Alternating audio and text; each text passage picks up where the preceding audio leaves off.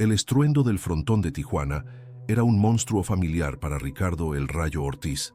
Cada noche, el rugido de la multitud, el olor a tabaco rancio y cerveza barata, y el zumbido casi eléctrico de las apuestas clandestinas se mezclaban en una sinfonía caótica que había sido la banda sonora de su vida. Esa noche, sin embargo, cada sonido parecía amplificado. Cada eco retumbaba dentro de su cráneo con la insistencia de un martillo.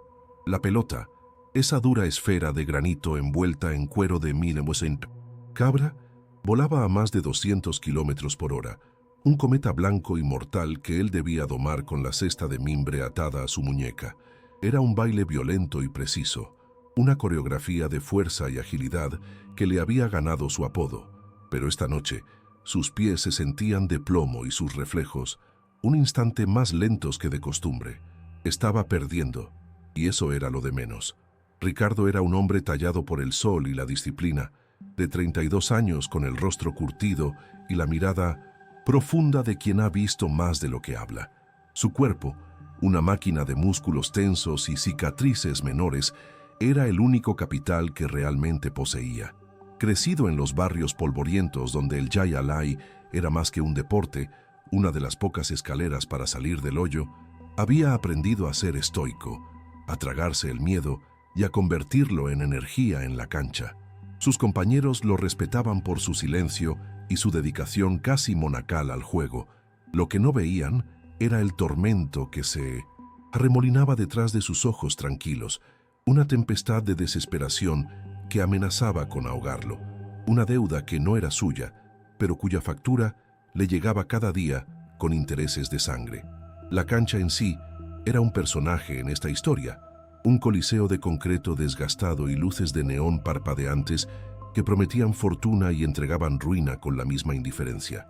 En las gradas, los apostadores de poca monta gritaban junto a los operadores de bajo nivel del cártel, todos unidos por la avaricia y la adrenalina del juego. Ricardo sabía que cada uno de sus movimientos era observado, no solo por los aficionados, sino por ojos que no perdonaban errores, ojos que medían su valor en pesos y en la capacidad de generar ganancias. El aire estaba siempre cargado, denso con la tensión de miles de dólares cambiando de manos en cada tanto, un ecosistema de depredadores y presas donde él, a pesar de ser la estrella, a menudo se sentía como el cebo. Pero la verdadera presión, la que le aplastaba las costillas y le robaba el aliento, no venía de la cancha, venía de la imagen de su sobrina de 8 años, Sofía, una pequeña de ojos enormes y sonrisa frágil, cuyo pequeño corazón fallaba, latiendo con un ritmo errático que los médicos locales no podían reparar. Necesitaba una cirugía experimental, un procedimiento carísimo que solo se realizaba al otro lado de la frontera, en San Diego. El costo era una cifra astronómica, un número con tantos ceros que parecía una burla cruel.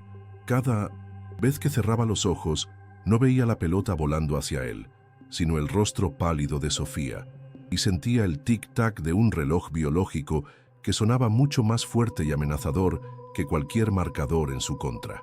Para complicar el panorama, estaba la raíz de todo el mal, la deuda de su hermano menor, Mateo, un buen hombre devorado por el vicio que había caído en la trampa de los préstamos del cártel de la Rosa Negra. La deuda había crecido como un tumor maligno, multiplicándose con intereses imposibles, y ahora la sombra del cártel se cernía sobre toda la familia Ortiz. No eran los grandes capos, sino una facción local, pero su reputación era letal. Eran conocidos por su brutalidad quirúrgica, por hacer ejemplos públicos de quienes no cumplían. La deuda ya no era de Mateo, era de Ricardo, y el cártel, con una crueldad calculadora, sabía exactamente cuál era su punto más vulnerable. Sabían de Sofía. El mensaje había llegado hace una semana, no como una amenaza directa, sino como un susurro venenoso.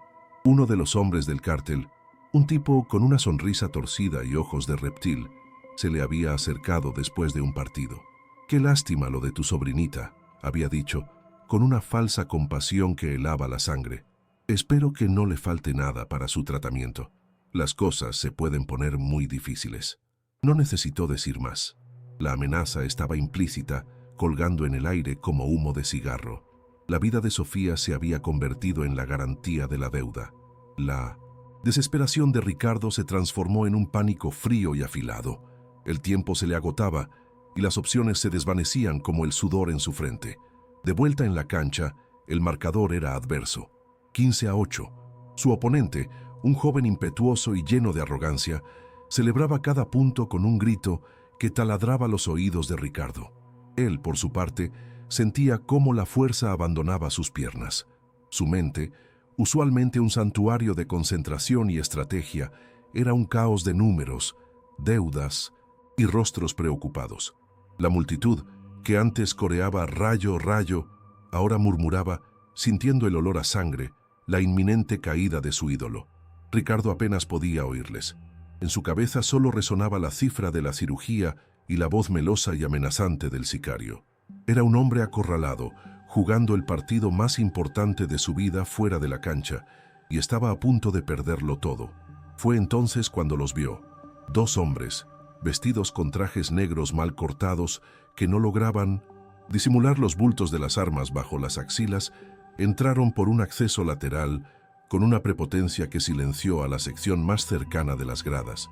No eran los guardias habituales del frontón. Estos se movían con la confianza depredadora de quienes se saben dueños del lugar y de todos los que estaban en él. Entre ellos llevaban un maletín blindado, de un gris metálico que parecía absorber la luz. No era grande, pero pesaba. Se notaba en la forma en que el hombre que lo cargaba ajustaba su agarre. Ricardo, en un breve descanso entre puntos, lo siguió con la mirada, una chispa de curiosidad mórbida en medio de su apatía desesperada. Observó cómo llevaban el maletín no a una oficina segura ni a un vehículo blindado, sino a un pequeño cuarto de servicio mal iluminado cerca del banco de los jugadores. La puerta quedó entornada. Uno de los hombres se quedó afuera, pero su atención no estaba en la puerta. Estaba absorto en el juego, gritando una apuesta a un corredor, con la espalda parcialmente vuelta hacia su responsabilidad. Era una muestra de arrogancia, una declaración de poder tan absoluta que la precaución se volvía innecesaria. ¿Quién se atrevería? El dinero estaba ahí, vulnerable, protegido únicamente por el miedo que inspiraba el nombre de su dueño. Ricardo sintió un escalofrío que no tenía nada que ver con el sudor frío que empapaba su uniforme. $13 millones, susurró alguien en la grada. La recaudación de la noche, la cifra exacta. Una idea tan descabellada y suicida que debería haberla descartado al instante, comenzó a germinar en el terreno fértil de su desesperación. Su corazón, que ya latía con fuerza por el esfuerzo físico, comenzó a galopar con un ritmo nuevo y salvaje. Era una locura, era una sentencia de muerte. El cártel de la Rosa Negra no perdonaba, no negociaba. Desaparecían gente por deudas 100 veces menores. Robarles era como meter la cabeza voluntariamente en las fauces de un tigre. Se obligó a mirar hacia la cancha, a concentrarse en la pelota, pero su visión periférica estaba clavada en esa puerta entornada, en la sombra del guardia distraído, en el brillo opaco del maletín que representaba la única salida a su laberinto infernal. El dilema lo partió en dos. Por un lado, estaba el Ricardo de siempre, el hombre disciplinado que creía en el trabajo duro, en agachar la cabeza y seguir adelante. El hombre que, a pesar de todo, aún conservaba un código moral, una línea que nunca había cruzado. Robar era impensable. Pero al otro lado estaba el hombre que era tío, el hombre que había prometido a su hermana en el lecho de muerte que cuidaría de Sofía. Ese hombre veía la cara de su sobrina, sentía su pequeña mano en la suya y sabía que no había infierno que no estuviera dispuesto a cruzar para salvarla. La moralidad se volvía un lujo, un concepto abstracto frente a la realidad brutal de un corazón que se apagaba. El juego continuó. Ricardo se movía como un autómata, su cuerpo ejecutando los movimientos que había repetido millones de veces, pero su mente estaba en otro lugar, en una encrucijada vertiginosa. Calculaba las probabilidades, no las del partido, sino las de la vida y la muerte. Si no hacía nada, Sofía moriría. Si actuaba, lo más probable es que él muriera, y quizás arrastraría a toda su familia con él. Pero existía una posibilidad, una entre 1.000.000, de que funcionara. Una posibilidad de tomar el dinero, pagar la cirugía, desaparecer y darles a todos una nueva vida. Era una apuesta infinitamente más alta que cualquiera que se estuviera haciendo esa noche en las gradas. El precio del fracaso era absoluto. El punto final del partido se acercaba. Su oponente se preparaba para el saque que le daría la victoria. La multitud estaba de pie, rugiendo. En ese instante de caos suspendido, Ricardo tomó una decisión. No fue una elección racional, sino una rendición. Se rindió a la única opción que le quedaba, la única que le ofrecía una pizca de esperanza en medio de la certeza de la tragedia. La imagen de Sofía sonriendo se grabó a fuego en su mente, eclipsando el miedo, el peligro y la lógica. El miedo no desapareció, pero se acomodó en un segundo plano, superado por el poder abrumador de su amor. El hombre común, el jugador disciplinado, el Rayo Ortiz, murió en ese instante. En su lugar nació algo más, un hombre dispuesto a todo. En el momento en que la pelota salió disparada del frontis, en lugar de moverse para interceptarla y devolverla al juego, Ricardo giró. Su movimiento fue tan fluido, tan inesperado, que por una fracción de segundo nadie entendió lo que pasaba. Ignoró la pelota que pasaba zumbando a su lado. Con una agilidad felina nacida de miles de horas en esa misma cancha, corrió hacia el lateral. El guardia distraído apenas tuvo tiempo de volverse cuando Ricardo ya estaba sobre él. No hubo violencia, solo un empujón calculado y preciso que lo desequilibró. Usando la misma cesta con la que atrapaba proyectiles a velocidades mortales, enganchó la manija del maletín blindado desde el suelo del cuarto y tiró de él, todo en un solo movimiento poético y desesperado, el acto final de su carrera y el primer acto de su nueva vida como un fugitivo. Si te atrapó el inicio de esta historia, si ya sientes la adrenalina corriendo por tus venas, no te despegues. Esto es apenas el comienzo de una cacería sin tregua. Suscríbete al canal ahora mismo, activa las notificaciones y dale like a este video para que no te pierdas ni un segundo de la increíble fuga del Rayo Ortiz.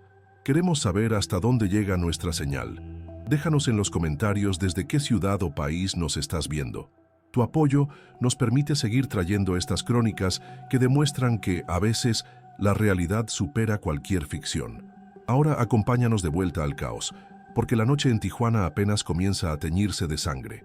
Por un segundo, el tiempo en el frontón se fracturó. La multitud, suspendida entre el clímax del partido y el movimiento incomprensible de Ricardo, guardó un silencio colectivo.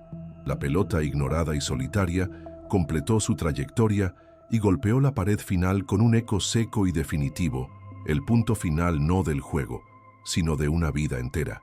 Luego, como un cristal que se rompe, el caos estalló. Los gritos de confusión se transformaron en alaridos de pánico cuando el guardia derribado comenzó a chillar, señalando con un dedo tembloroso la figura que se desvanecía por el pasillo de servicio. El dinero. Alguien había robado el dinero del cártel.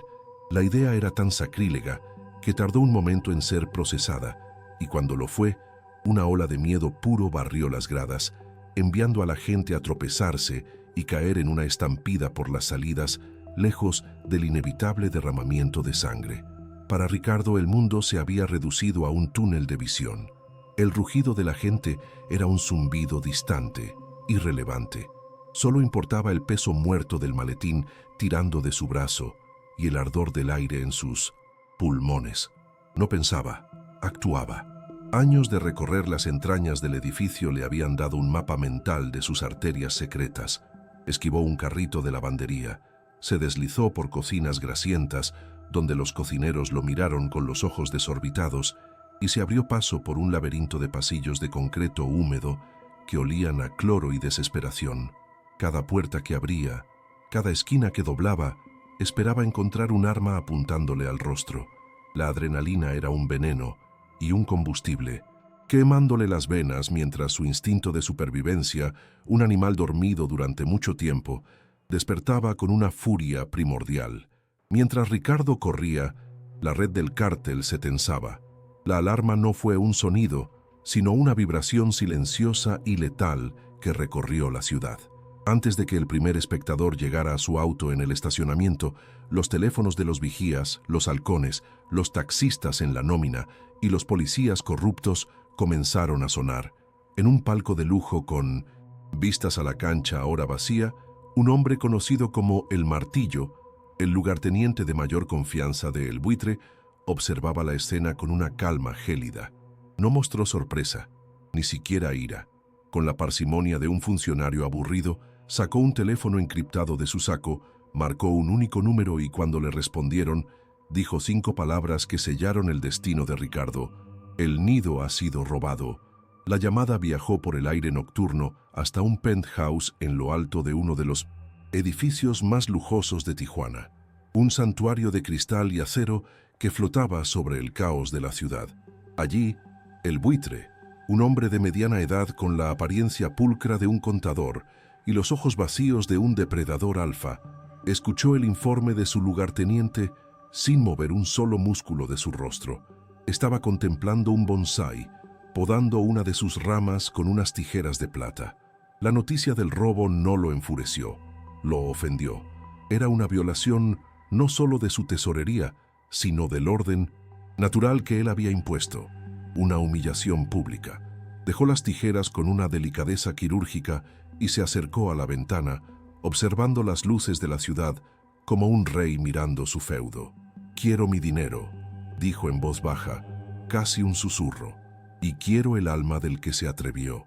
Ricardo irrumpió en un callejón trasero, el aire fresco de la noche, un golpe en su rostro sudoroso. El hedor a basura y orines reemplazó al del frontón.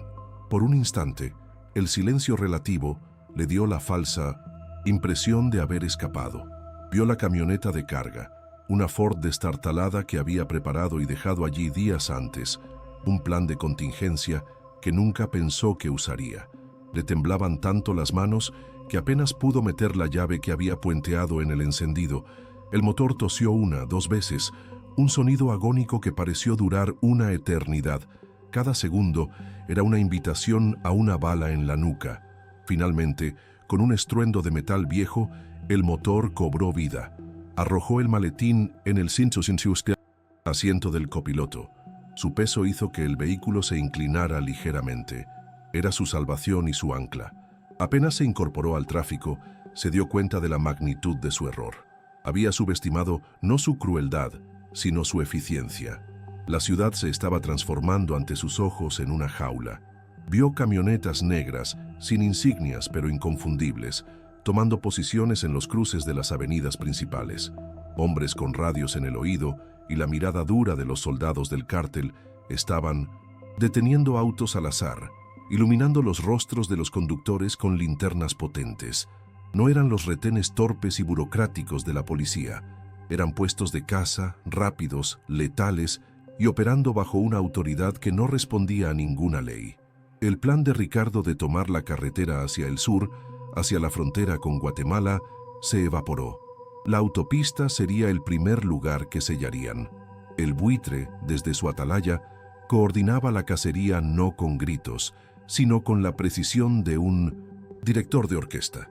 En una pantalla gigante frente a él, un mapa de Tijuana parpadeaba con docenas de puntos móviles, cada uno representando a uno de sus equipos de búsqueda. Accedan a las cámaras de tráfico, todas ellas. Ordenó a un técnico que tecleaba frenéticamente a su lado. Quiero un reconocimiento facial de cada conductor que se dirija al sur, al este o al oeste. Notifiquen a nuestros contactos en la policía estatal y federal. Nadie sale de Tijuana esta noche. El rostro de Ricardo, capturado por una cámara de seguridad del frontón mientras huía, ya estaba siendo distribuido. Era una fotografía granulada y distorsionada, la cara de un fantasma, pero era suficiente. Su anonimato había durado menos de 10 minutos. Atrapado, Ricardo giró el volante bruscamente, saliendo de la avenida principal y sumergiéndose en el laberinto de una de las colonias más antiguas de la ciudad. Un mar de casas sin terminar, cables de electricidad colgando como lianas y calles tan estrechas que los espejos laterales de la camioneta casi rozaban las paredes. Aquí, las leyes del cártel eran aún más absolutas que en el centro, pero también era un lugar donde un vehículo podía desaparecer, al menos temporalmente. Apagó las luces y avanzó lentamente, guiado por la luz de la luna y el débil resplandor de las luces de las casas. El sonido de las sirenas, ahora en la distancia, comenzó a tejer una red acústica alrededor de la ciudad. Cada aullido parecía llamarlo por su nombre. La realidad psicológica de su situación lo golpeó con la fuerza de un golpe físico. Ya no era Ricardo Ortiz, jugador de Jay Alay. Era una presa, un trofeo humano con un precio de $13 millones sobre su cabeza, mientras se escondía en una callejón sin salida. Esperando que pasara una patrulla del cártel, vio a un grupo de jóvenes en una esquina mirando un teléfono. La pantalla iluminó sus rostros y por un instante vio su propia cara en el dispositivo. La foto ya estaba circulando. Uno de los jóvenes levantó la vista y sus ojos se encontraron con los de Ricardo por una fracción de segundo. No hubo reconocimiento, pero el mensaje era claro. No había lugar seguro. Cada ciudadano con un teléfono era un potencial informante. Cada par de ojos, un posible enemigo. Decidió que la camioneta que había sido su única esperanza se había convertido en un ataúd de metal. Era demasiado reconocible, demasiado fácil de rastrear. Tenía que seguir a pie. Con el motor apagado, el silencio en la cabina era ensordecedor, roto solo por su propia respiración agitada y el latido de su corazón, que retumbaba en sus oídos como los tambores de una ejecución. Afuera, una camioneta suburban negra con los vidrios polarizados pasó lentamente por la boca del callejón. Ricardo se encogió en su asiento, haciéndose lo más pequeño posible, rezando a un Dios en el que no había pensado en años. Pudo sentir las vibraciones del bajo de la música que salía del vehículo, un reggaetón pesado y amenazante. Pasaron de largo. Fue solo entonces cuando se dio cuenta de que había estado conteniendo la respiración hasta el punto de casi desmayarse. El teléfono en su bolsillo vibró. Un impulso estúpido lo hizo mirar. Era un mensaje de un número desconocido. Una sola imagen. La foto de su hermano, Mateo, atado a una silla en un cuarto oscuro. Estaba golpeado, con un ojo hinchado y un hilo de sangre saliendo de su boca, pero estaba vivo. Y miraba a la cámara con una expresión de terror absoluto. No había texto. No era necesario. Era una promesa. El buitre no solo estaba cazando a Ricardo, estaba desmantelando su mundo pieza por pieza. El dinero ya no era solo para la cirugía de Sofía. Ahora también era el rescate de su hermano. La soga alrededor de su cuello se tensó, asfixiando la poca esperanza que le quedaba y reemplazándola con una rabia fría y desesperada. Destruyó el teléfono, aplastándolo bajo su bota contra el suelo de la camioneta. Ya no había vuelta atrás. El amanecer era una amenaza. Ricardo lo sabía mientras se movía por el laberinto de techos de lámina y paredes de ladrillo sin pintar. Cada nuevo rayo de luz era un reflector que buscaba delatarlo. El maletín, incluso envuelto en una lona sucia que encontró, era un ancla torpe y pesada que desequilibraba su cuerpo de atleta. Lo llevaba a veces como a un niño, otras veces arrastrándolo, el metal raspando contra el concreto con un sonido que le erizaba la piel. Sus músculos, acostumbrados a la explosividad del Jay Alay, ahora gritaban, bajo el esfuerzo sordo y constante de la huida. El sudor no era por el esfuerzo, sino por el miedo, un sudor frío que le pegaba la ropa al cuerpo mientras se escabullía de sombra en sombra, un fantasma en su propia ciudad. Se refugió en el esqueleto de un edificio en construcción, subiendo a un segundo piso sin paredes, desde donde podía observar la calle sin ser visto. Desde allí, fue testigo de la verdadera naturaleza de la cacería. No eran solo patrullas buscando a un hombre, era una purga. Vio como un escuadrón del cártel sacaba a rastras a un joven de su casa, el mismo muchacho cuyos ojos se habían cruzado con los suyos horas antes. La madre suplicaba. Los vecinos se escondían tras sus cortinas. No le hicieron preguntas. La golpiza fue metódica, brutal y pública. Un castigo no por complicidad, sino por la simple posibilidad de haber visto algo y no haberlo reportado. El buitre no solo quería encontrar a Ricardo, quería convertir a cada ciudadano en un espía aterrorizado, arrancando de raíz cualquier semilla de ayuda o simpatía. El sol ya estaba alto cuando encontró un refugio para el día. la boca de un desagüe pluvial, oculto tras una maraña de maleza y basura. El hedor era nauseabundo, una mezcla de aguas residuales y podredumbre, pero la oscuridad era una bendición. Se deslizó dentro, en el vientre húmedo y olvidado de la ciudad, y por primera vez en casi 12 horas se detuvo. El silencio, roto solo por el goteo del agua y el correteo de las ratas, le permitió escuchar el estruendo de sus propios pensamientos. La imagen de Mateo, golpeado y aterrorizado, se superponía con el rostro pálido y expectante de Sofía. La desesperación era una marea negra que amenazaba con ahogarlo allí mismo, en esa tubería inmunda. Fue en esa oscuridad total donde surgió un nombre, un eco de un pasado más simple: Carmen, amiga de la infancia, casi una hermana. Su familia había perdido todo en una inundación años atrás, y habían sido los Ortiz, con lo poco que tenían, quienes les dieron techo y comida. Carmen se había marchado de Tijuana hacía más de una década, harta de la violencia fronteriza, buscando una vida tranquila en una pequeña comunidad cooperativa en las montañas de Chiapas. Ricardo no la había visto desde entonces, pero recordaba sus cartas, describiendo un lugar donde la gente se cuidaba, y la ley del más fuerte no era la única que existía. Era una idea absurda, una aguja en un pajar de 4000 kilómetros, pero fue el primer rayo de esperanza real que había sentido. Un nuevo plan, nacido de la más pura desesperación, comenzó a tomar forma en su mente. Olvidaría la frontera con Guatemala. El objetivo ahora era Chiapas. Llegar a Carmen era un viaje a través del corazón del territorio controlado por varios cárteles, un peregrinaje imposible para un hombre solo y perseguido, pero le dio un rumbo, un norte magnético en su brújula rota. Sobrevivir la noche en Tijuana ya no era el fin, sino el primer paso.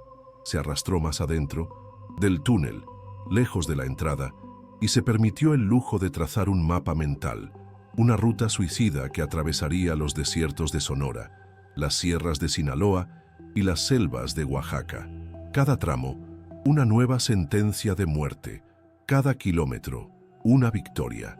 Con manos temblorosas, colocó el maletín sobre sus rodillas y accionó los seguros.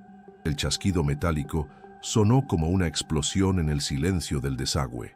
Al abrirlo, el contenido no le produjo alivio, sino vértigo. Cientos de fajos de billetes de $100 perfectamente ordenados. 13 millones de dólares. No parecía dinero, parecía algo obsceno, un objeto maldito que le quemaba las manos. Olía a poder, a sangre y a muerte. Se resistió al impulso de cerrarlo y volver a la superficie para rendirse. En su lugar, tomó varios fajos, lo justo para sobrevivir las primeras etapas del viaje, y los metió en los bolsos interiores de su chaqueta. Cerró el maletín. El peso en su regazo se sentía exactamente como el peso en su alma. La noche regresó como una aliada, cubriendo la ciudad con su manto oscuro.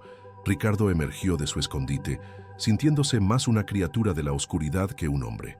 Logró llegar a las afueras de la ciudad, a una zona industrial donde los camioneros se detenían a descansar antes de iniciar sus largas rutas hacia el sur. Se acercó a un hombre mayor que revisaba las llantas de un viejo camión cargado de productos agrícolas. La negociación fue una danza peligrosa. Ricardo no podía parecer demasiado desesperado, pero tampoco demasiado amenazante. Le ofreció una suma ridícula de dinero por un lugar en la parte de atrás de su camión, sin hacer preguntas. El camionero, un hombre con la piel curtida por 1000 soles, vio la locura en los ojos de Ricardo y el fajo de billetes en su mano. Asintió en silencio, un pacto mudo sellado por el miedo y la codicia. El viaje en la parte trasera del camión era una tortura helada y llena de baches. Enterrado bajo cajas de aguacates, el olor a tierra y fruta madura se mezclaba con el hedor a gasolina y a su propio miedo rancio. Cada vez que el camión reducía la velocidad, su cuerpo se tensaba.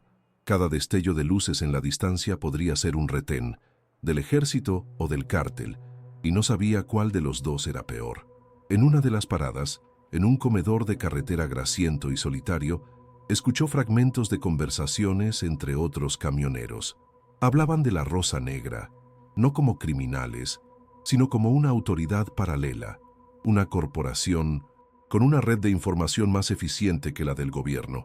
Se dio cuenta de que no huía de una banda de matones, sino de un estado en la sombra con un alcance casi ilimitado. La percepción de que el antagonista era mucho más grande y organizado de lo que jamás había soñado, se solidificó en un retén militar a las afueras de Mexicali. Las luces rojas y azules bañaban la carretera y soldados con rifles de asalto revisaban los vehículos con una minuciosidad alarmante. El camionero estaba nervioso. Ricardo, escondido en la oscuridad de la carga, sabía que una revisión a fondo lo descubriría, pero también notó algo extraño. Uno de los soldados, después de hablar por radio, le hizo una seña casi imperceptible a un halcón del cártel que observaba desde una motocicleta al otro lado de la carretera. Estaban coordinados. La ley y el crimen eran dos cabezas de la misma bestia. No había a quien acudir. No había autoridad a la que apelar. Estaba completamente solo. La historia de Ricardo apenas está comenzando y su viaje a través de un México implacable lo llevará al límite de la resistencia humana. Si estás al borde de tu asiento, si necesitas saber cómo un hombre común puede sobrevivir a una cacería de esta magnitud, entonces este es el momento de unirte a nuestra comunidad. Suscríbete ahora a nuestro canal, activa esa campanita de notificaciones para que seas el primero en saber cuándo continúa la fuga y, lo más importante, déjanos un comentario diciéndonos desde qué parte del mundo estás acompañando a El Rayo en esta odisea. Tu interacción es el combustible que nos permite seguir desenterrando estas crónicas increíbles. Continuemos. La decisión fue instantánea. Antes de que el camión se detuviera por completo en la fila del retén, Ricardo se movió. Empujando las cajas a un lado, se arrastró hasta el borde de la plataforma del camión.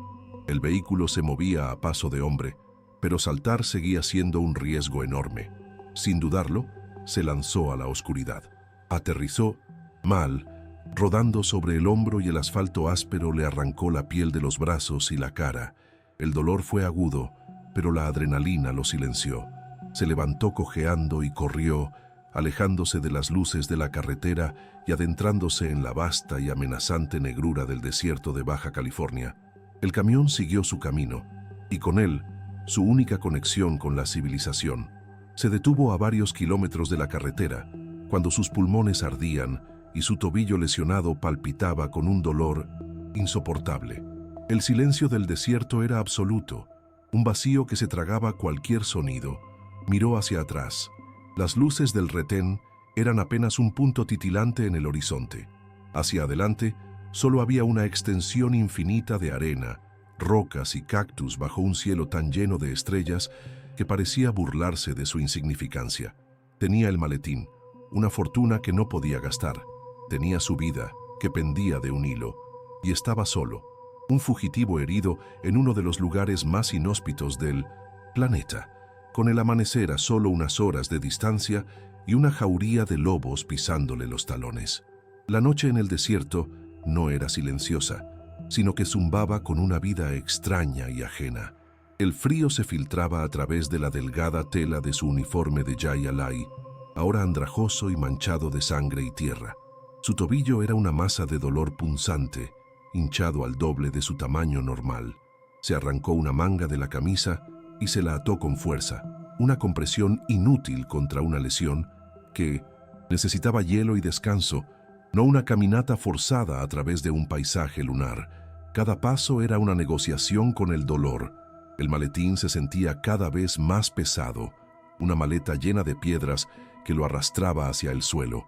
El miedo a ser capturado fue reemplazado temporalmente por el miedo más primordial a los elementos, a morir de forma anónima bajo un cielo indiferente. El amanecer llegó como un verdugo, pintando el horizonte con colores de una belleza cruel. El paisaje, que en la noche era un reino de sombras, se reveló como una llanura infinita de arena y roca, salpicada de cactus esqueléticos que parecían brazos retorcidos que se alzaban desde una tumba. El sol comenzó su ascenso implacable, y con él llegó el calor, un enemigo físico que le robaba la humedad del cuerpo con cada respiración. La sed se convirtió en una lija en su garganta. Sabía por instinto que si no encontraba agua y refugio para el mediodía, su huida terminaría allí, su cuerpo momificado devorado por los buitres. La ironía no se le escapó. Se convertiría en la presa literal de la criatura cuyo apodo llevaba su perseguidor. Logró encontrar una pequeña grieta en una formación rocosa, un refugio precario que ofrecía un poco de sombra. El calor era sofocante y el aire inmóvil. En la penumbra de su escondite, la deshidratación comenzó a jugar con su mente. Las rocas parecían moverse, susurrar. Vio el rostro de Sofía en las vetas del granito, sonriéndole con tristeza. Escuchó el eco del frontón, el golpe de la pelota, el rugido de una multitud que ahora pedía su cabeza. Luchó por aferrarse a la realidad, repitiendo el nombre de Carmen como un mantra, un ancla en la tormenta de su delirio. Su cuerpo estaba al límite, pero su voluntad, forjada en la disciplina de un atleta profesional, se negaba a romperse por completo. Mientras tanto, en Tijuana, la cacería había entrado en una nueva fase. El informe del camionero que había sido coaccionado para ayudar a Ricardo llegó a oídos de El Buitre, un hombre herido, desesperado, que había saltado a la nada en medio del desierto. El Buitre caminó hacia un mapa digital que cubría una pared entera de su oficina. Esto ya no era un simple asunto de matones en camionetas. Esto se había vuelto interesante. Delimiten un radio de búsqueda de 100 kilómetros desde el punto donde saltó. Ordenó con una calma escalofriante a su equipo de técnicos que el terreno sea su jaula. Para él, esto era un juego de ajedrez y acababa de acorralar una pieza importante. Ahora solo tenía que esperar a que cometiera un error. «Lancen los drones», fue la siguiente orden. Desde un rancho remoto que servía como base de operaciones del cártel, el zumbido agudo de los rotores llenó el aire. Eran drones de vigilancia de grado militar, pintados de color arena para camuflarse con el entorno. Silenciosos y letales, se elevaron en el cielo despejado, sus ópticas de alta definición y sensores térmicos comenzando a escanear el terreno de abajo. La casa de Ricardo dejó de ser una persecución humana para convertirse en un algoritmo. Buscaban una firma de calor, una anomalía en el paisaje, una figura solitaria en un mar de nada. La tecnología de El Buitre le permitía ser omnipresente, un ojo de Dios mecánico y sin piedad. Impulsado por una sed que anulaba cualquier otro pensamiento, Ricardo salió de su refugio al atardecer y comenzó a caminar de nuevo, siguiendo el rastro de un cauce seco con la esperanza de que lo llevara a algún lugar con agua. Después de lo que pareció una eternidad, vio un parpadeo en la distancia. No era un espejismo, una luz débil y amarilla, la promesa de civilización. Podría ser una trampa, podría ser el fin, pero la alternativa era una muerte segura en el desierto. Reunió las últimas fuerzas que le quedaban y cojeó hacia esa pequeña estrella en la tierra, sin saber que en el cielo, muy por encima de él, uno de los drones del Buitre giraba lentamente, su cámara enfocándose en una señal de calor que se movía erráticamente. Fue un sonido casi imperceptible, un zumbido agudo como el de un mosquito gigante, lo que le salvó la vida. Por puro instinto, levantó la vista. Vio un punto negro suspendido en el cielo crepuscular. No sabía qué era, pero una alarma primordial sonó en su cerebro. Se arrojó de lado cayendo en un matorral espinoso, justo cuando la óptica del dron barría la zona donde había estado. Se quedó inmóvil, sintiéndose como un insecto expuesto bajo una lupa. El zumbido se alejó lentamente. Se había salvado, pero el mensaje era aterrador. Ni siquiera en la inmensidad del desierto estaba solo. Lo estaban observando desde el cielo. La luz lo guió hasta un pequeño rancho de cabras, un lugar tan aislado y humilde que parecía pertenecer a otro siglo. Un anciano, con la cara tan arrugada como la tierra seca, lo encontró desplomado junto a la cerca de su propiedad. El viejo ranchero había visto de todo en sus 80 años de vida en el desierto. Vio la herida, la sed, la desesperación en los ojos del extraño, y no vio a un criminal sino a un hombre al final de su cuerda. Sin hacer preguntas, lo ayudó a entrar en su pequeña choza de adobe, le dio agua en pequeños sorbos y luego un poco de caldo caliente. Fue un acto de humanidad tan inesperado que a Ricardo se le llenaron los ojos de lágrimas. Pasó un día entero en el rancho, un santuario temporal donde el mundo exterior parecía no existir. El viejo, cuyo nombre nunca supo, le curó el tobillo con hierbas y le habló en frases cortas y sabias sobre el desierto. Le advirtió que la gente que se cree dueña del silencio había estado muy activa últimamente, sobrevolando sus tierras con pájaros de metal. Al amanecer del segundo día, el ranchero lo despertó. «Un primo mío lleva sus cabras al mercado de Caborca, en Sonora», le dijo. «Hay un lugar para ti entre los animales. Es lo mejor que puedo hacer». Ricardo intentó pagarle, pero el viejo se negó. «El desierto te quita todo. A veces también te da algo. Vete con Dios». En Tijuana, el buitre se estaba impacientando. Los drones habían perdido el rastro. Ricardo se había desvanecido. «Es un atleta, un hombre disciplinado», reflexionó en voz alta. «No es un animal asustado que corre sin rumbo. Tiene un objetivo». Se giró hacia su analista principal. «Olvídense del desierto por ahora. Quiero un perfil psicológico completo. Encuentren su vida anterior. Amigos, familiares lejanos, viejos amores, cualquier conexión, por débil que sea.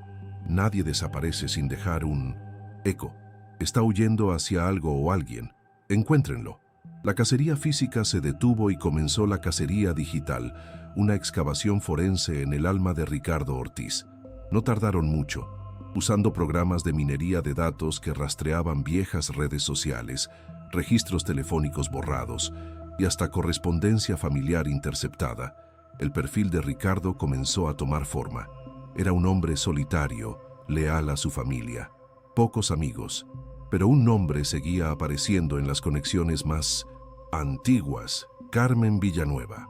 Una búsqueda más profunda reveló su ubicación actual. Una comunidad ecológica casi autosuficiente en las montañas de la Sierra Madre de Chiapas. Un lugar diseñado para estar fuera del radar. El analista le presentó el archivo a El Buitre, mostrando una foto de Carmen sonriente, rodeada de vegetación.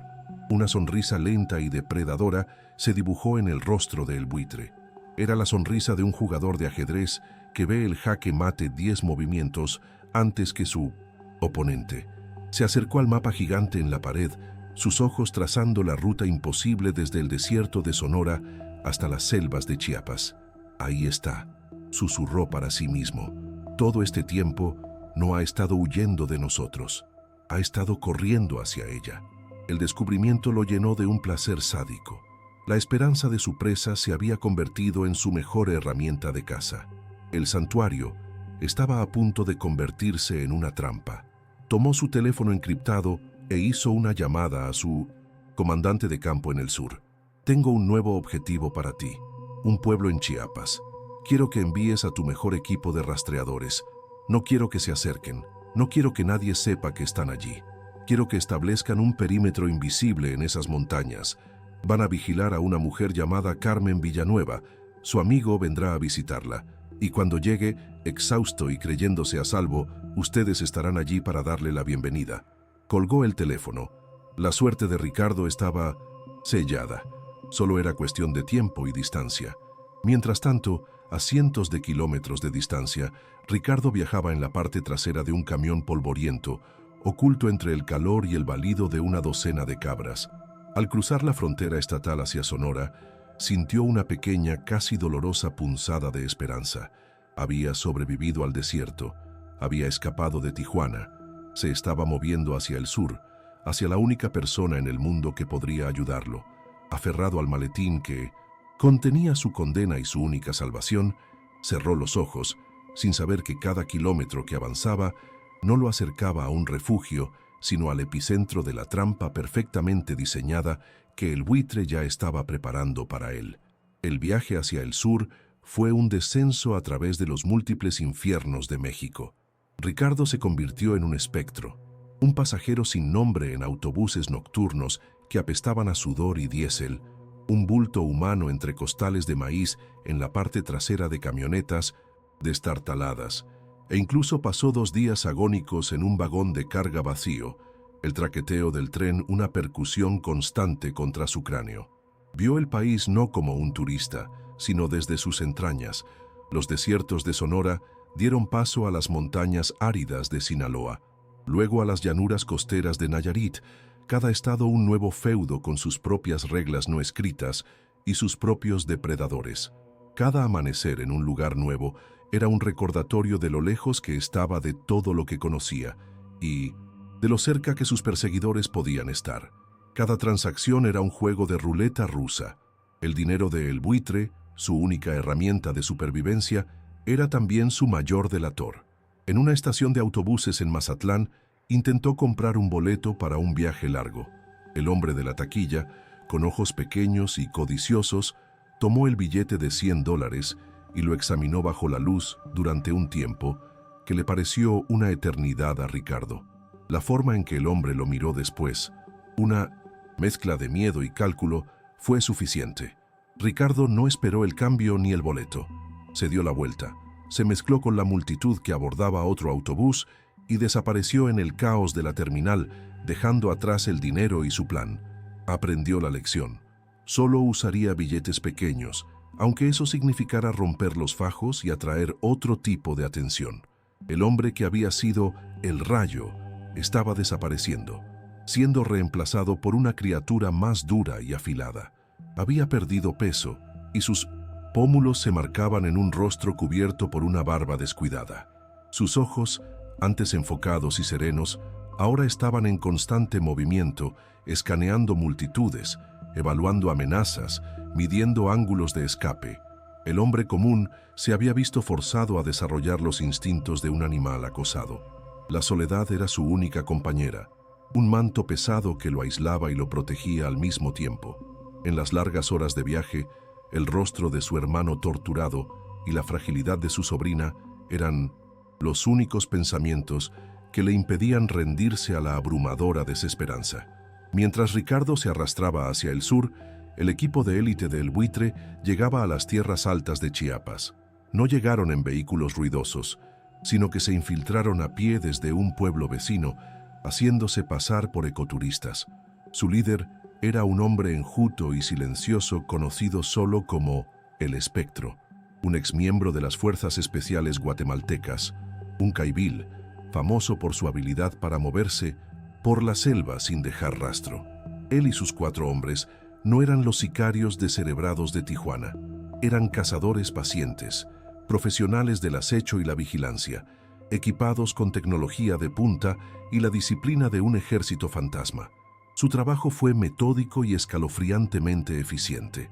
Durante 2 días se movieron por las colinas que rodeaban la comunidad de Carmen, convirtiendo el bosque en una red de vigilancia. Instalaron cámaras en miniatura alimentadas por energía solar en Mintumse, los árboles a lo largo de los senderos principales. Colocaron sensores de movimiento en los accesos menos transitados. Desde un punto elevado y bien oculto, establecieron un puesto de observación, usando un dispositivo que captaba y amplificaba las débiles señales de telefonía móvil de la zona. Mapearon el terreno, aprendieron las rutinas de los pocos habitantes y, sobre todo, la de Carmen Villanueva. La selva, que debería haber sido el mayor aliado de Ricardo, ahora pertenecía al enemigo. Desde 1900, su nido de francotirador, a través de la óptica de un rifle de alta potencia, el espectro observaba a Carmen. Anotó su rutina diaria. Trabajaba en su huerto por la mañana, leía en su porche por la tarde, rara vez abandonaba su pequeña cabaña. Era el cebo perfecto, predecible, aislada y completamente inconsciente del peligro que se cernía sobre ella. El espectro envió un breve mensaje encriptado a El Buitre. El nido está vigilado, el cebo está tranquilo, esperamos a la presa. En su penthouse de 1900, Tijuana. El Buitre leyó el mensaje y sonrió. La paciencia era la mayor de sus virtudes. Sabía que un hombre desesperado cometería errores, y la esperanza era el error más grande de todos. Cuando Ricardo finalmente llegó a las estribaciones de la Sierra Madre de Chiapas, el cambio en el ambiente fue tan drástico que le provocó un shock sensorial. El aire seco y polvoriento del norte fue reemplazado por una humedad espesa y viva, cargada con el aroma de la tierra mojada, las flores exóticas y la vegetación en descomposición. El silencio opresivo del desierto fue sustituido por una cacofonía de sonidos de insectos, pájaros y monos aulladores. Por primera vez en semanas, sintió que podía respirar profundamente. Las montañas verdes y cubiertas de niebla parecían prometer un santuario, un lugar donde la brutalidad del mundo que había dejado atrás no podía alcanzarlo. Fue una sensación peligrosa y embriagadora. Pasó todo un día escondido en la ladera de una montaña, observando la pequeña comunidad desde la distancia. La paranoia que lo había mantenido vivo hasta ahora luchaba contra el abrumador deseo de correr hacia el pueblo y encontrar a Carmen. Vio a la gente trabajar en sus cultivos, a los niños jugar en un arroyo. Parecía un mundo pacífico, intacto. Tenía que estar seguro. Esperó, su cuerpo tenso, mientras las horas pasaban lentamente. El maletín, su compañero constante, yacía a su lado, sintiéndose extrañamente fuera de lugar en medio de tanta vida natural. La tentación de creer que finalmente había llegado a un lugar seguro era casi irresistible. Entonces la vio. Carmen estaba recolectando verduras en un pequeño huerto junto a una cabaña en el borde del claro. Parecía mayor. Su cabello tenía algunas hebras grises, pero su postura, la forma en que se movía, eran inconfundibles. Una ola de alivio tan intensa lo recorrió que tuvo que apoyarse en un árbol para no caer. Era real. Había llegado. La meta de su viaje infernal estaba allí, a solo unos cientos de metros. La imagen de Carmen, tan tranquila y normal, era un bálsamo para su alma torturada. Sintió que las lágrimas le quemaban los ojos. La salvación estaba a su alcance. Solo tenía que esperar a que cayera la noche y acercarse. El crepúsculo pintó el cielo de naranja y púrpura. El aire se enfrió. Ricardo comenzó a moverse, descendiendo lentamente por la pendiente, usando los árboles como cobertura. Estaba a mitad de camino cuando su cuerpo se congeló. No fue un sonido, fue la ausencia de uno. Un grupo de pájaros en un árbol cercano había dejado de cantar abruptamente, un silencio antinatural. Sus nuevos instintos, afilados por semanas de persecución, gritaron una advertencia. Se quedó quieto, aguzando el oído y la vista. Fue entonces cuando lo vio. En una cresta rocosa que dominaba la cabaña de Carmen, un destello. Un rápido y casi imperceptible destello de luz. No era el sol poniéndose en la roca, era un reflejo en un lente. Su corazón se detuvo y luego comenzó a latir con una violencia sorda en su pecho. El alivio se evaporó, reemplazado por un terror helado. Su vista, entrenada para seguir la trayectoria impredecible de una pelota de Jai Alai a velocidades increíbles, comenzó a escanear la línea de árboles con una intensidad desesperada. Vio otra cosa, un parche de musgo en una rama que era de un tono ligeramente incorrecto, una forma demasiado geométrica para ser natural. Camuflaje. No estaba solo. Alguien más estaba observando a Carmen. Y no eran sus amigos. La verdad lo golpeó con la fuerza de un impacto físico, dejándolo sin aire. Habían sabido que vendría aquí. Lo habían estado esperando. El buitre no lo había seguido. Lo había precedido. Este lugar no era un santuario. Era un matadero. Y él, en su desesperada búsqueda de refugio, había sido el cordero que guiaba a los lobos directamente a la única persona que podría haberlo salvado. Un torrente de culpa y rabia lo ahogó. Si se acercaba, los matarían a ambos. Si huía, probablemente la matarían a ella como un cabo suelto o la usarían como rehén. Lo habían acorralado por completo, utilizando su única esperanza como las fauces de la trampa. Allí, en la creciente oscuridad de la selva chiapaneca, Ricardo Ortiz entendió que su huida había terminado. Había cruzado todo un país solo para meterse en la jaula final. El miedo seguía allí, pero ahora estaba mezclado con algo más, una furia fría y cristalina. Ya no podía correr, ya no podía esconderse. Su plan de escape había fracasado de la manera más catastrófica posible. Solo quedaba una opción suicida. Si iba a morir, no sería como una presa acorralada, moriría luchando. Miró hacia las sombras donde se escondían los cazadores y tomó una decisión que lo cambió para siempre. No iba a evitar la trampa, iba a activarla, pero bajo sus propios términos. La furia le dio a Ricardo una claridad que el miedo le había robado.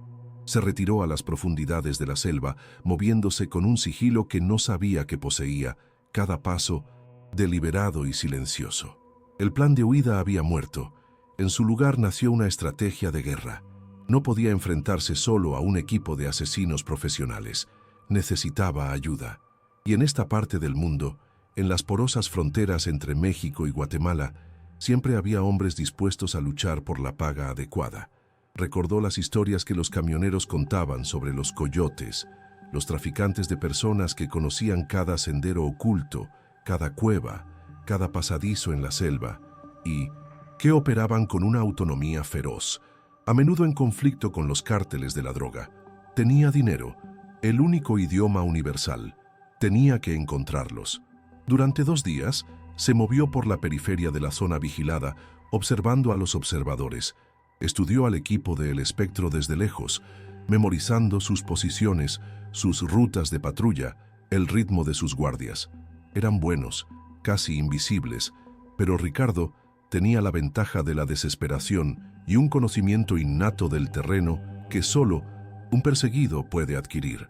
En el tercer día, encontró lo que buscaba: un pequeño campamento de contrabandistas en un barranco oculto.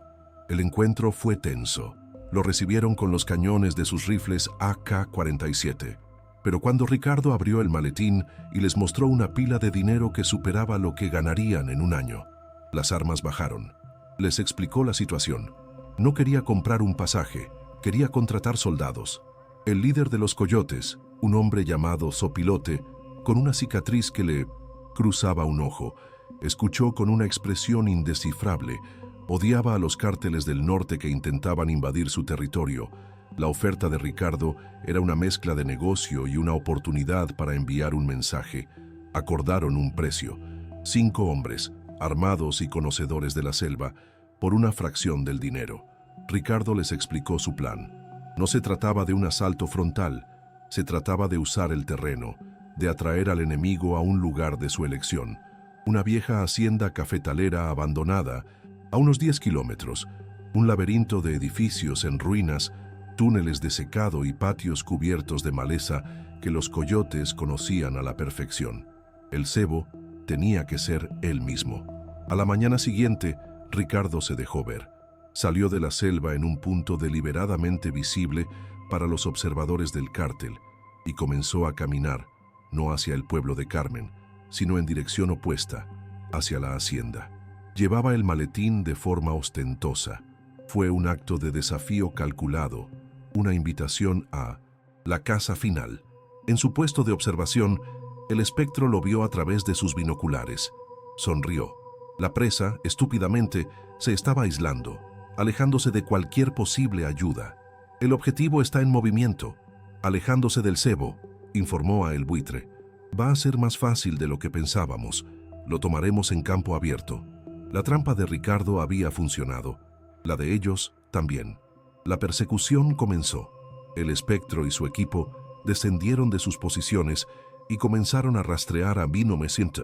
Ricardo, manteniendo una distancia profesional, esperando el momento perfecto para atacar, se movían con la eficiencia de una manada de lobos, comunicándose por señas, fundiéndose con el entorno. No sabían que estaban siendo observados por los coyotes de Zopilote, que los seguían como sombras, esperando la señal. Ricardo los condujo directamente a la hacienda en ruinas.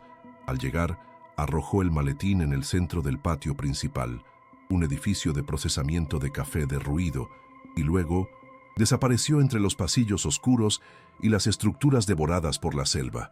El juego había comenzado. El equipo de El Espectro entró en la hacienda con cautela, sus armas en alto. El lugar era una tumba. El silencio, solo roto por el viento que silbaba a través de las ventanas rotas. «Se ha encerrado como una rata», murmuró uno de los hombres. «Tomen posiciones. Lo sacaremos a la fuerza». Se separaron, comenzando a registrar metódicamente el laberinto de ruinas. Fue entonces cuando los coyotes atacaron, no con una ráfaga de fuego, sino con emboscadas precisas y coordinadas desde las sombras. Un hombre fue arrastrado hacia la oscuridad desde una ventana, otro cayó por una trampilla oculta. El caos y la confusión se apoderaron del equipo de élite. Su superioridad tecnológica era inútil en esta guerra de guerrillas a corta distancia. Ricardo no era un asesino, pero se había convertido en un superviviente letal. Usó su agilidad para moverse por los tejados y las vigas podridas, creando distracciones, separando a los hombres del espectro. Su conocimiento de los ángulos y los rebotes, perfeccionado en la cancha de Jai Alai, se volvió un arma. Lanzaba piedras contra las paredes de metal para crear ecos confusos, haciendo que los soldados del cártel dispararan a las sombras. En un pasillo estrecho, se enfrentó a uno de ellos.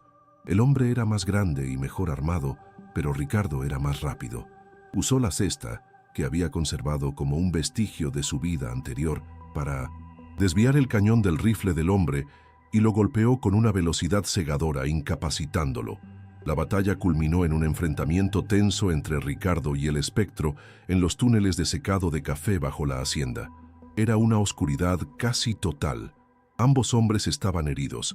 Se acecharon mutuamente en el laberinto subterráneo, el sonido de su propia respiración la única guía. El espectro era un soldado, entrenado para matar en cualquier condición, pero Ricardo estaba luchando por algo más que su vida. Luchaba por la vida de todos los que amaba. Usó su última ventaja, apagó su linterna y se quedó quieto, escuchando, convirtiéndose en parte de la oscuridad.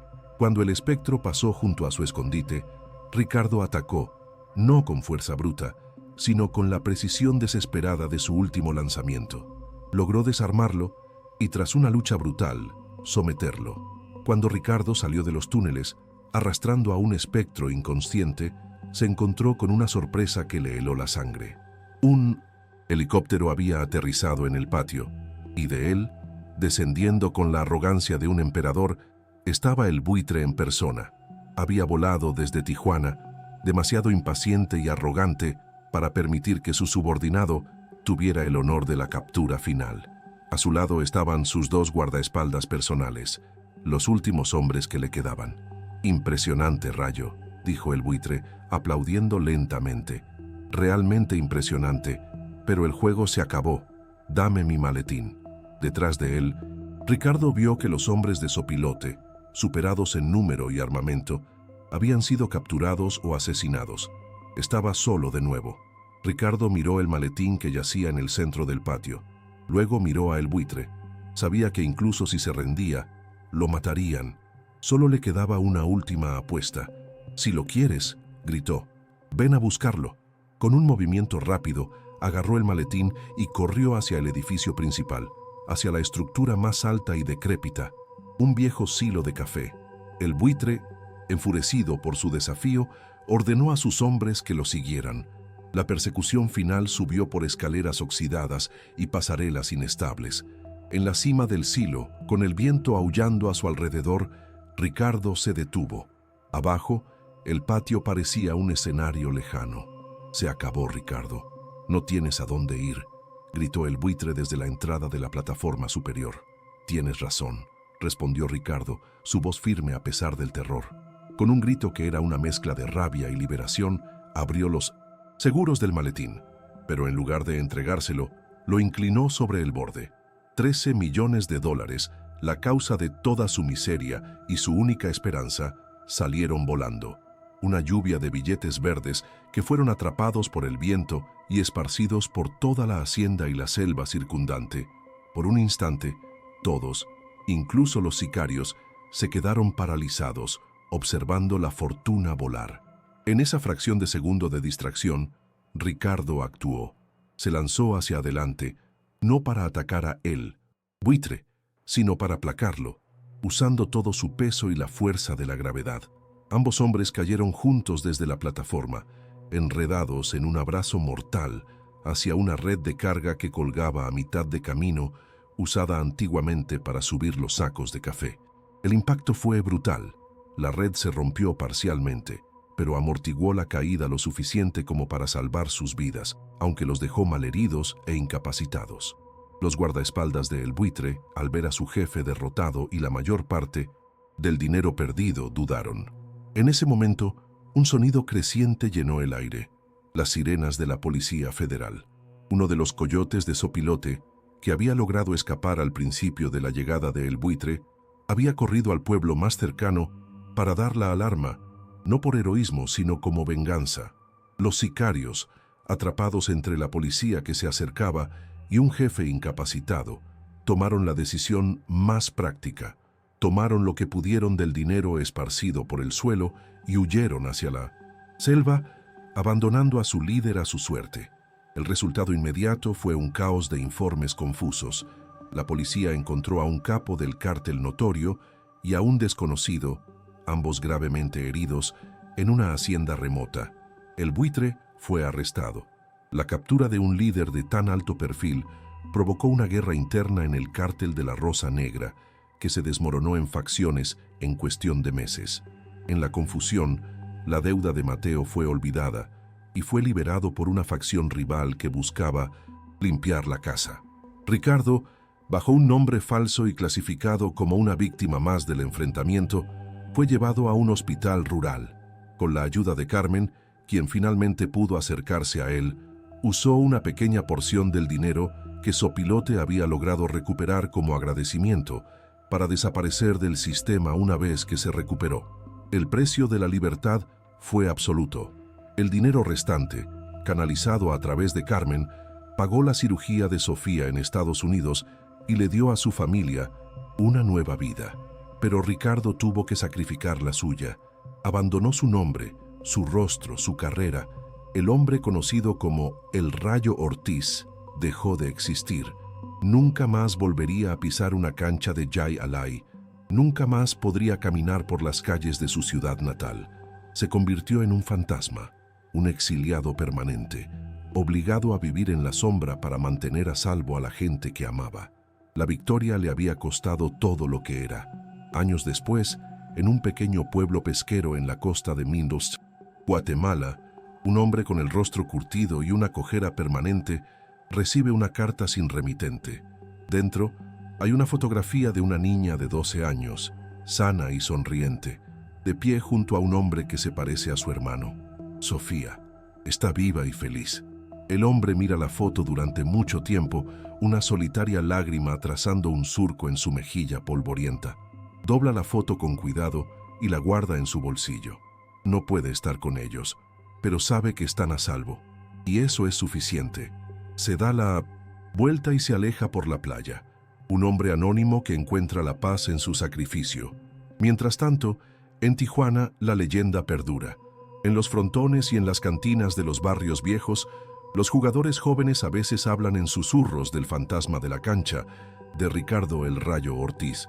Cuentan la historia del hombre común que, acorralado y sin nada que perder, desafió al poderoso cártel de la Rosa Negra, les robó una fortuna bajo sus propias narices y se desvaneció como el humo. Nadie sabe la verdad completa. Algunos dicen que fue asesinado, otros que vive como un rey en algún paraíso tropical. Pero todos están de acuerdo en una cosa. Por un breve y deslumbrante momento, un simple jugador de Jai Alai, por amor a su familia, se atrevió a hacer lo imposible y se convirtió en una leyenda.